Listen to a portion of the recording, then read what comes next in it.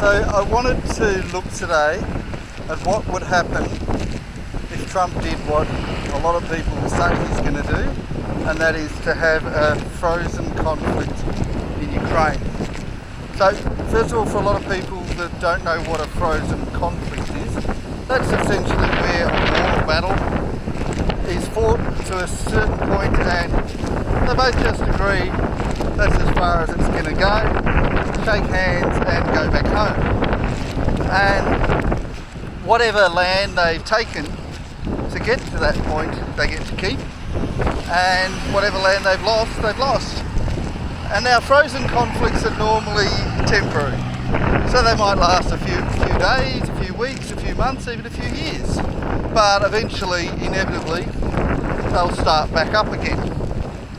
So a lot of people are saying this is the only way that Donald Trump can end the war in 24 hours, is to propose a frozen conflict. And I'm going to just argue that that will not work. That not only that won't work to end the war, because I don't think, well, I certainly don't think Russia will agree. Ukraine, I think, will agree. And I also don't think it's in USA's best interests to do that. Now, I'll explain this a little bit further, but firstly, let's just look at what a frozen conflict may look like. So first of all, at the moment, Russia has control of all of Crimea. They've had control of Crimea since 2014. In fact, they claim that Crimea voted to go back to Russia. They claim that it's not annexed, they're not occupying it, it's simply theirs. And in fact, they've also claimed for 4 other oblasts, which are still like states within Ukraine, that they've also voted to become a part of Russia. Now, other people say that it's they've annexed them, even illegally annexed them, but Russia say no, they asked to join Russia. Now, of those 4 oblasts, only 2 of them are under Russian control at the moment, and even then, not completely. Now, most of Donetsk and most of Luhansk are under Russian control. That area is known as the Donbass. So those 2 oblasts combined are known as the Donbass. They're under Russian control, and they have been, or else at least they've been independent and not under Ukrainian control, again since 2014. And again, Russia claims that they voted in 2014 to become independent, and then more recently in 2022 they voted to become a part of Russia. Now there's also 2 more oblasts, and I can't for the life of me remember their names, but they are not currently under Russian control, at least not under Russian majority control, and they also, according to Russia, voted to become a part of Russia. So Russia will argue that Ukraine are occupying those 2 areas, and in fact they also argue that Ukraine are occupying parts of Donetsk and Luhansk as well, that Ukraine are in Russian land for, well, all 4 of those areas, or at least parts of them. And not only that, Ukraine a few months ago attacked an area called Kursk, which is inside regular Russia, and they took control of parts of it. Now, how much they currently control is up for debate, but certainly at least part of it is still under Ukrainian control. So if we were to have a frozen conflict right now, Ukraine would get to have Kursk for themselves. They would get at least the parts that they're currently controlling, if not the whole part. Now, of course, there's different versions of a frozen conflict. You could say, oh no, the whole oblast, whoever controls most of it, they get the whole thing. In which case, Russia would get the whole of Donetsk, the whole of Luhansk, the whole of Crimea, and they would lose Kursk, as well as the other 2 oblasts that they say voted to become part of Russia. Now, as you can probably imagine, Ukraine's going to be pretty happy with that deal, and Russia's not. Russia's going to be absolutely furious that they've lost a part of their own territory and haven't even managed to keep the 5 parts of their own territory which they say are theirs, which they took from Ukraine as part of this war. Or, well, in the case of Crimea and potentially Donetsk and Luhansk before that, in the last one in 2014. So they're going to be pretty upset.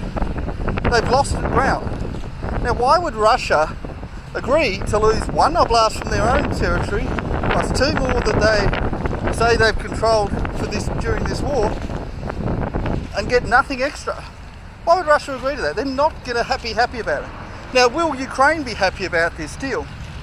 Well, if they thought it was permanent, probably not. They want to get Crimea back, they want to get Donetsk and Luhansk back, and they'd be very disappointed. Now, yes, they'd be happy to get Kursk, but Kursk is probably going to fight back, and even without Russian control there's going to be people there who have been Russian for several thousand years, are not going to be happy about being Ukrainian, and they're probably going to fight the invaders and push them away. So what would that happen? Now, let's say that Russia and Ukraine both agree to that for some reason. Again, I don't think they would, but let's say they did. What would that look like? Well, Kursk, I think, would have to have a large military presence. Now, I don't think Ukraine's armed forces is big enough and powerful enough to do it. So they would need NATO to go in there and to go into Kursk and make sure that Russia don't try to take control of it. And now that goes against NATO's charter, because that is an invasion. That land has never been Ukrainian and they have no right to have it. So that would probably create a bit of a conflict in NATO. They'd probably say, well, this is really abusing their position. They're using our weapons and our situation for aggression, not for defence. So Ukraine may have to give up Kursk because they wouldn't be able to hold it without NATO support, and NATO are unlikely to give support. NATO may give support in the 2 areas that Russia says are theirs, but which Ukraine currently occupy. I think one of them is Kharkiv. Don't remember the name of the other one. And they would probably have to put lots of troops in there just to make sure that Russia don't try to get it back. Even though it's a frozen conflict, they'd put troops in there, and NATO would have to do it. Not only that, but Ukraine would fight and try to say, hey, look, parts of Donetsk and Luhansk belong to us. And they would try to put troops either in Donetsk and Luhansk, or at least on the border to it. And that would again require NATO support. On top of that, just in order to maintain the lines, NATO would need to send a lot of troops. Now, how many? This is debatable, but perhaps as many as 500,000, 800,000, maybe even 1 million. You could be talking about a lot of troops, and they could be lining with at least the occupied areas, the disputed lands. And this is even if they don't agree to put troops in Kursk. Kursk would have to either be just Ukraine or else they'd abandon it. They'd have to do that, and of course that would antagonise Russia. Now, Russia's response to that being, well, they just think it's completely unfair, and they inevitably probably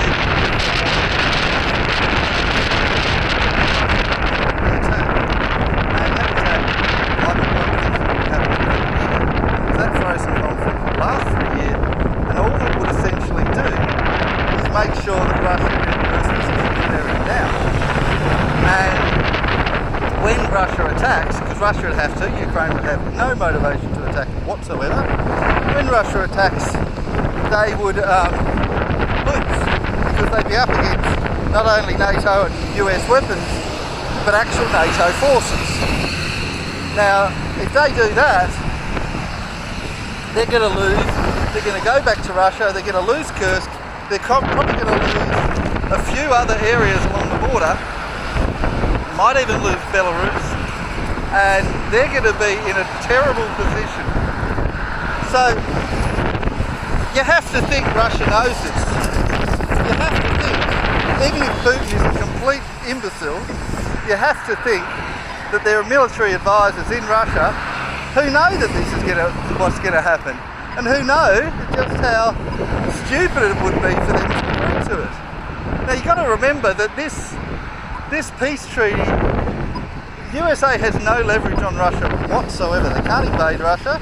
I mean, they can, but it'd create a global world war which USA would probably lose and lose everything over. They can't nuke Russia, or threaten to, because Russia has more nukes than them, but even if they had slightly less, or not as functional, it's still enough to destroy, if not all of USA, then most of it, and if not the whole world. So they can't threaten Russia. Russia has all the cards, and so why would Russia agree to a deal that is so unfavourable to them? They wouldn't. Not if they have any sense whatsoever.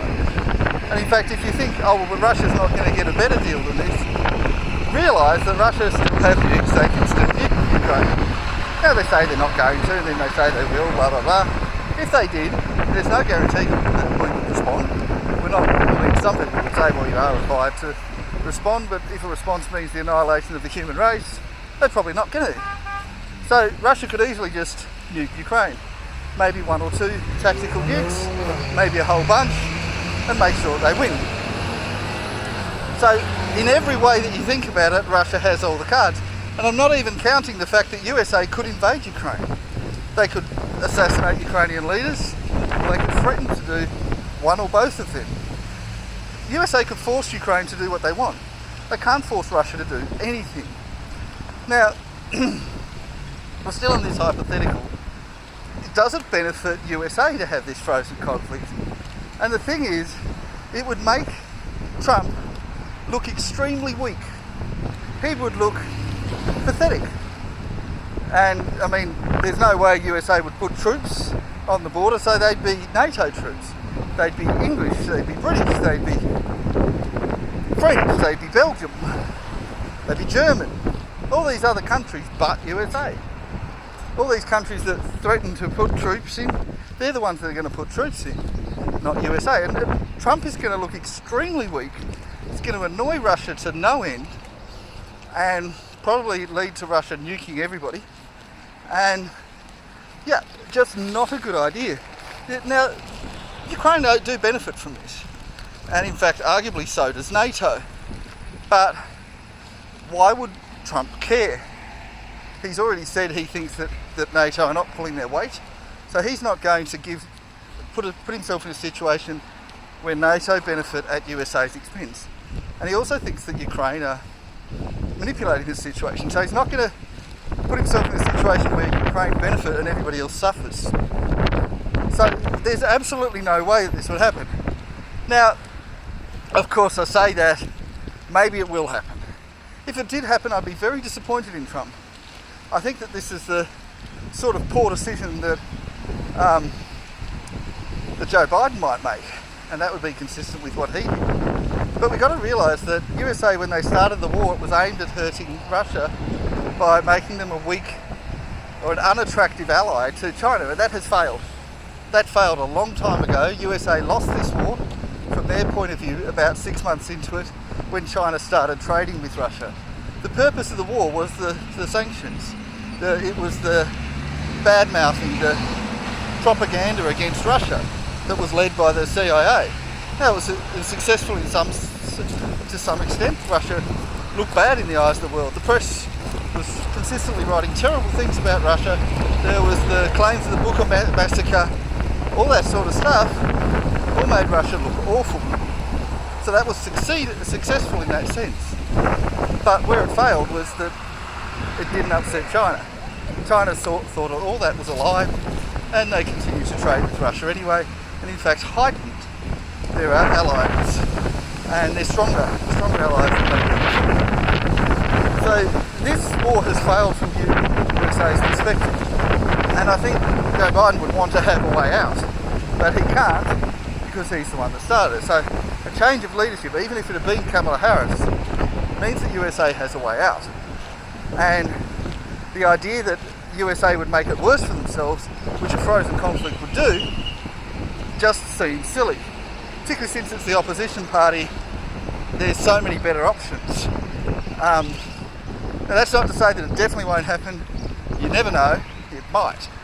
But I can't see anyone really agreeing to it, other than Ukraine. It'd be sucking up to Ukraine at the expense of USA. It'd be helping out NATO, making NATO look amazing, while it makes USA look awful. all while upsetting Russia and pushing us further towards a global thermonuclear war and annihilation of the entire human race and the planet and destruction and all of that. So I know that a lot of people have said, oh, this is the only way forward. They haven't even looked at the other options, such as, for example, just having a binding vote about the territory that's in dispute, which would make everybody happy, really, and it'd make Trump look strong and powerful. Much better option, and there are a lot of other options that are better than this one. This is probably the worst possible one. If Trump does this, I'll be very disappointed in him and very surprised. Anyway, that's it from me. Bye bye now.